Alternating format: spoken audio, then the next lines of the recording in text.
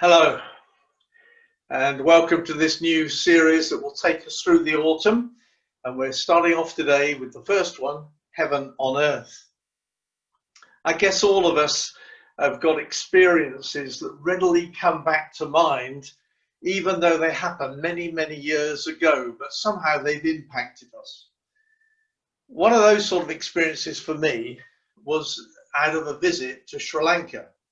So my friend Bryn Franklin and I were spending 2 weeks ministering in a church in Colombo, the capital city of Sri Lanka. And it was predominantly drawing from people from a slum area. The interesting experience was that we had to be translated from English to Sinhalese and from Sinhalese into Tamil, which meant you had an awful lot of waiting time to do while you were talking. It did also mean that if you told a good joke, you got at least 3 laughs out of it. So that was an advantage. One afternoon, the pastor said, "Would you like to visit a family in the church?" And we said, "Yeah, we'd love to." So he took us off in a little auto rickshaw to a slum area where a family lived, Robert and his wife and his 4 adult children. Very, very humble home, very small, very basic, one largish room, which was the eating, sleeping, dining, everything room, and one area at the front that was relatively small, that was, if you like, a reception area. And I remember this couple greeted us so warmly. Robert had been alcoholic, his family had lost everything as a consequence, but subsequently he and the rest of his family got born again, and they'd found new hope and new life in Jesus. So we talked together and we chatted together through an interpreter, of course. And then at some stage, Robert said, "Would you like a drink?" "Well, thank you very much," we said. So he sent someone off to get 3 bottles of soda, Coke or Sprite or something of that sort. Brought them back, one for the pastor, one for me, one for Bryn, and we sat there drinking our cold sodas. And he looked on, beaming face, great smiles, enjoying the fact that we were enjoying this refreshing drink. And eventually it was time to leave. And as we got into the auto rickshaw, I said to the pastor, "So what is the hope of a family like that getting out of this slum area?" He said, "Oh, pretty slim." He said, "This unemployment is very high in Sri Lanka, or at least it was at that time. And it was only the elder daughter, Marla, who was working. So she was bringing in all the income that the family relied on." So I said, "Well, how much would she earn?" So the pastor said, "We know those 3 sodas we've just drunk." "Yeah. Yeah, well, that's what they'd have to live on for a day." I was gutted. I could not believe it. I thought, what generosity to 2 strangers who turn up there, and he gives freely in hospitality the money that they would live on effectively for a whole day. And so that thought, that experience has stayed with me all these many years, because I felt I'd touched something of the kingdom of God there. I touched something of God's presence there. And it seemed to me then, and it still does now, that I touched a little bit of heaven on earth. Now that seems a strange phrase, doesn't it? Heaven on earth. We get so used to thinking that heaven is another place. It's somewhere we go to when we die. But is heaven God's place, or is heaven God's space? And we can and we should be always making space for God, making room for God in our lives. And we can let heaven in.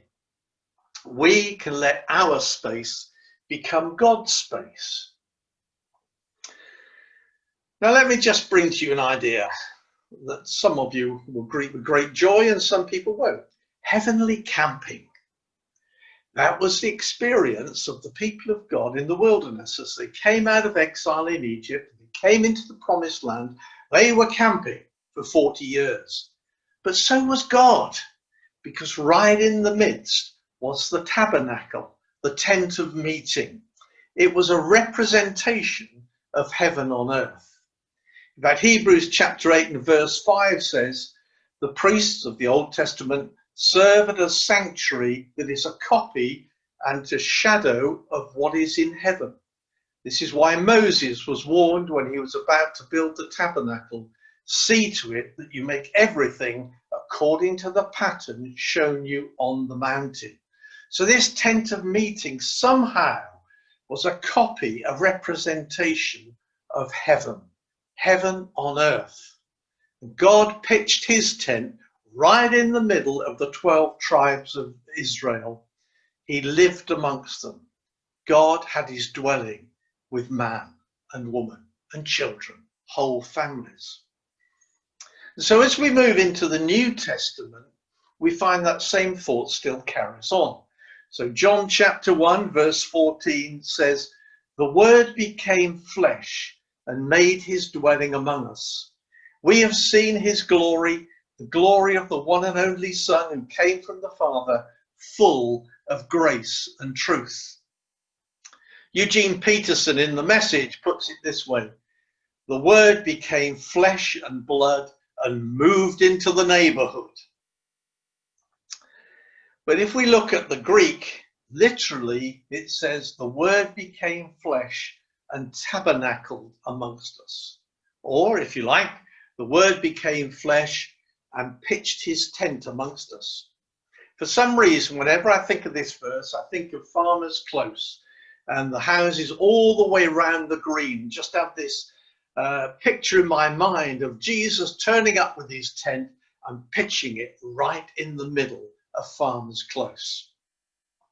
The Word became flesh and tabernacled amongst us. But this time, the tabernacle is not a copy or a shadow of the heavenly things. This is the real thing. Jesus is the real thing. Jesus is the heavenly reality, not a copy, not a shadow, but heaven on earth.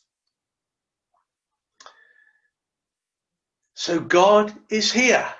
Emmanuel. We only tend to think of Emmanuel at Christmas, don't we? Emmanuel, God with us. But God is here now with us. However, it requires us to recognize his presence. Have you ever been in that situation where you've been in a room and someone comes into a room and you're talking about it afterwards, and somebody said, do you know, it's just as though I wasn't there. It was just as though they never saw me. They totally ignored me. They looked right past me. God is here. Wherever we are, God is there with us. But we can easily miss him. We could ignore him. We can act as though he wasn't there. Many of us have been following the Lectio 365 Bible app, prayer app from 24/7 Prayer. And at the beginning of every day, it begins with this declaration. As I enter prayer now, I pause to be still, to breathe slowly, to recenter my scattered senses upon the presence of God. And every morning I come to that, I think, yeah, that's where it's at. My senses are scattered. My awareness is scattered. And I need to pull it all together and focus it again on the presence of God. It's like a radio where the tuning tends to drift.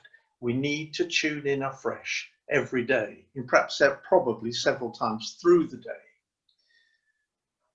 Now, Jesus told us how to pray. We've known that's full well right from the beginning of the year. We've been looking at prayer, and particularly the Lord's Prayer. And we know that he said, this is how you should pray. Our Father in heaven, hallowed be your name. Your kingdom come, your will be done on earth as it is in heaven. This is about bringing heaven on earth. Back in the 1600s, there was a man that came to be known as Brother Lawrence. He was in a French monastery, but he was just a lay brother. And he was given the menial task to do. He was doing all the washing up and the cleaning up and all the rest of it. Nothing very fanciful at all. But somehow in the midst of those everyday, ordinary tasks, in the mundane things of life, he learned how to find the presence of God. If you like, how to recenter his scattered thoughts upon the presence of God. And out of all that, a book was written that's called The Practice of the Presence of God. And so Brother Lawrence found, and even after all these hundreds of years, the lesson remains the same. It is possible to practice the presence of God. It is possible to find something of heaven on earth. So how do we practice the presence? What are some practical things we can begin to do? And this is what we're going to be looking at over the next few months as we lead up to Christmas. See, I think most of us would often like to think that we're in control of all the situations we face. But the plain reality is there is very, very little that we can actually control. We can be influencers. We can practice the presence of God wherever we are, and we can influence those who are around us as we do that. It's how we carry ourselves. It's how we speak. It's how we act.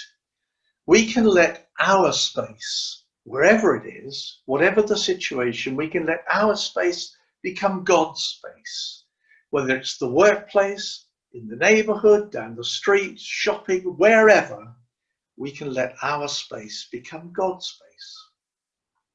However, there is one place where we do have more control than anywhere else. And that place is in our own home. It's sovereign territory, if you like. I guess we're all familiar with the old phrase, the Englishman's home is his castle. Sovereign territory. The trouble with the Englishman's home being his castle is he tends to pull up the drawbridge and shut himself in and not let anyone else in. But we can choose to let our sovereign territory become submitted to the sovereign Lord God. We can let God take control. Our home can be a little bit of heaven on earth, reflecting all sorts of heavenly aspects. Here's just a few. I'm no doubt you could add to them easily. The atmosphere, the general atmosphere in the home. Is it tension or relaxed? Are we at ease with one another? Or is there underlying issues that are not resolved? Relationships, how we relate to one another, how we handle one another. Attitudes, and including an attitude of thanksgiving. Our conversation, how we talk together. Forgiveness, are we ready to forgive when other people somehow offend us and cross us? Grace, finding grace for one another, finding tolerance for one another. Acceptance, taking one another as we are, recognizing that all of us are a work in progress. We're all being sanctified, being formed into the image of Christ. And hospitality, opening up, allowing what we have to become a haven for others. Just as Robert and his family in that slum in Sri Lanka opened up their humble home, their home that was not as good as most garden sheds, but it became a place of heaven on earth for me and for Bryn. I imagine we're all familiar with Holman Hunt's picture of the light of the world. Jesus standing at a doorway, knocking, holding a lantern in his hand. And it reflects the words from Revelation chapter 3, verse 20. Here I am. I stand at the door and knock. If anyone hears my voice and opens the door, I will come in and eat with that person and they with me. Will we let God in so that our space can become God's space? What's often been pointed out with that picture of Holman Hunt's is that there's no handle on the outside of the door, the handle's on the inside. God knocks. He wants us to open the door and let him in and let our space become his space. Let our space become a little bit of heaven on earth.